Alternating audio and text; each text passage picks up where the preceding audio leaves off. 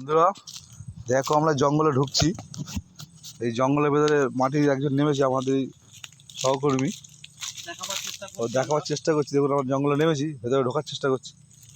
প্রচুর কাদা এবং দেখেছেন শুকনো কাঠ, গাছের ডালপালা। দেখুন জঙ্গল, এর ভেতরে মানুষ আসে। দেখুন জঙ্গল, দেখুন আপনাদের দেখাচ্ছি, পুরো ঘন জঙ্গল। জঙ্গলের ভেতরে এইসব জঙ্গল, এটা সুন্দরবনের জঙ্গল।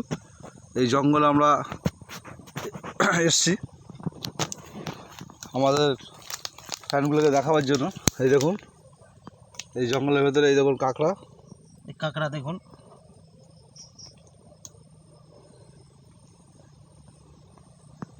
দেখুন কীভাবে জঙ্গল, দেখুন উপরটা দেখুন, পুরো ঘন, পুরো ফাঁকা ফাঁকা। এর ভেতরে মানুষ আসে।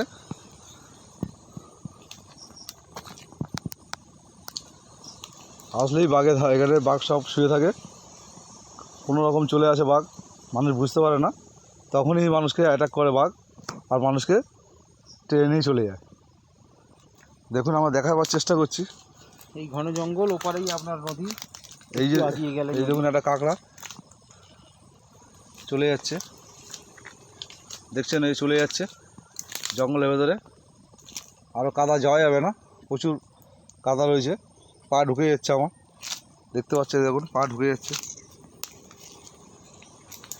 এখান থেকে মিনিমাম আপনাকে 15 মিনিট গেলে তবে নদীর জল দেখতে পাবো আমরা, কিন্তু এখানে যাওয়া সম্ভব না, এত ঘন জঙ্গল।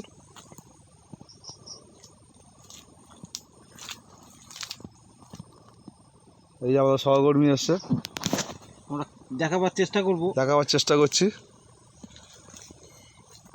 আর একটু যদি আমরা যেতে পারতাম, কিন্তু এখন যেতে পারছি না। তার কারণ হচ্ছে